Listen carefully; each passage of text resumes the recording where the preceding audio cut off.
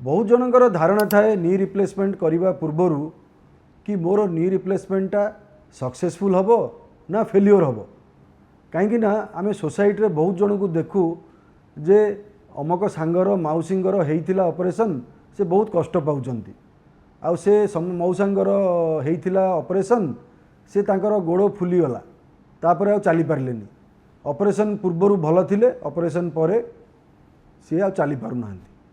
यही सब जो मनरे भ्रम धारणा सब आसे यही धारणा को नहीं कि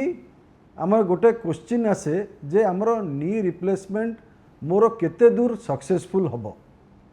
तो यही क्वेश्चन रो गोटे आंसर आमर जानिबा जे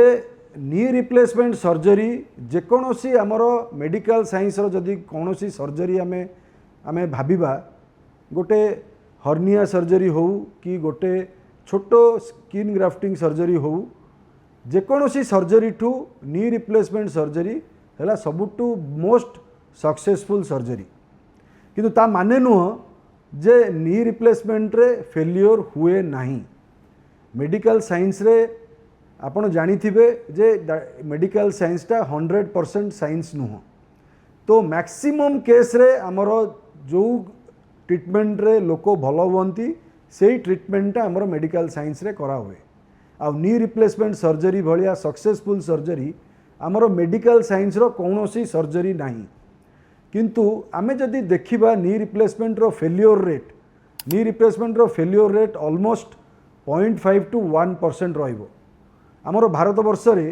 वर्ष को प्राय 2 लाख रु ऊर्ध्व लोकंगर नी रिप्लेसमेंट करा हुए तो 2 लाख रु ऊर्ध्व लोकंगर जदि नी रिप्लेसमेंट करा हुए ताहले आपण फेल्योर रेट जदि धरिबा प्राय 1000-2000 लोकंकर असुविधा हुए किंतु ता माने हला 99.5% लोकंकर नी रिप्लेसमेंट सक्सेसफुल हुए किंतु आमे जो सोसाइटी रू जो लोक माने सुनंती से माने सुनंती सही 0.5% कर गपटा सुनंती सेइथिपई तांका मनरे थाए कि आमर जो जहाँ भी गोटे रिप्लेसमेंट सर्जरी पर जहाँ कि गोटे प्रोब्लेम है काले मोर कौन फेल करीगला कि किंतु मु कही रखिबी जे आमर नी रिप्लेसमेंट पर गोटे मेन प्रोब्लेम है जोटा कि पेन आमे नी रिप्लेसमेंट कौन पई करू बथा हुए पेन हुए आउ चलवा कष्ट हुए से आमे नी रिप्लेसमेंट करूँ किंतु जदि नी रिप्लेसमेंट पर आमर बथा रोची ताले नी रिप्लेसमेंट काम कलानी किंतु एइठी मु कही रखिबी जे आमर नॉर्मल नी रिप्लेसमेंट पर बथाटा केते दिन आउ केते परिमाण रहे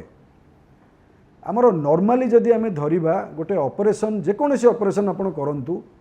पेन हेबा स्वाभाविक नी रिप्लेसमेंट रे जेहेतु आमे बोन काटिकी आमे ऑपरेशन करू सेतिपई पेनटा नॉर्मल हिसाब रे अधिका हुए तो आजिकाली मॉडर्न चिकित्सा रे मॉडर्न पेन मैनेजमेंट रे पेन बहुत दूर पर्यंत कमी जाए किंतु ता माने नुह जे सेटा जीरो हो जाए ता माने हला मासे पर्यंत ऑलमोस्ट आपण देखिबे आपणकर 70 to 80% पेन कमी जाए ऑपरेशन पेन कमी जाए तो इनिशियल ऑपरेशन पर बहुत जन कंप्लेन करती जे मोर बहुत पेन है बहुत सिवियर पेन है मुझे से मासे भितर से डिसाइड भी कर दियंती जे मोर गोटे साइड है एते पेन है आर साइड भी खराब अच्छे मुझे करी ना मु डरिकी करी ना कहीं एते पेन होते ऑपरेशन कर लाभ कौन किंतु नॉर्मल मेथड रे नॉर्मल जदि आमर गोटे नी रिप्लेसमेंट करूचे देखुचे नॉर्मल रिकवरी रे आमे जब देखिबा मासे पर्यंत 70 to 80% आमर पेन कमे बाकी जो 20 to 30 रहिला सेटा गोटे सब्जेक्टिव आकार रे कमे ता माने हला कहार 15 दिन रे कमे कहार मासेके रे कमे कहार 6 मास जाए लगे तो यूजुअली आमर देखा जाइछि जे 6 मास पर्यंत गोटे प्राइमरी नी रिप्लेसमेंट परे आमर टिके टिके बथा रहे जो बथाटा धीरे धीरे करिकी आमर कमे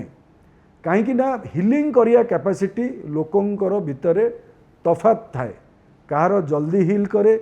कहार बॉडी एक्सेप्ट भल कि करे आ कहार टिके डेरी रे एक्सेप्ट करे तो जेकोसी क्षेत्र रे भी आमर पेनटा गोटे मुहूर्त रे देखिबे सेटा पूरा जीरो हेबा निश्चित से तार टाइम गैप का मे बी डिफरेंट रही पारे किंतु तार गोटे टाइम पीरियड रे आमको निया जाइछि पाठरे जे 6 मास भितरे आमर 99.9% पेन रिलीफ जनकर हो जाए। तो सेही भितरे से माने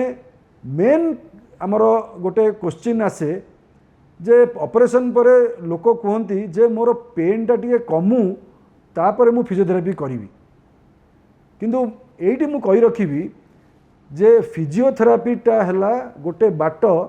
पेन कमेइबा पई। जदि आमे फिजियोथेरापी भल कि करूचे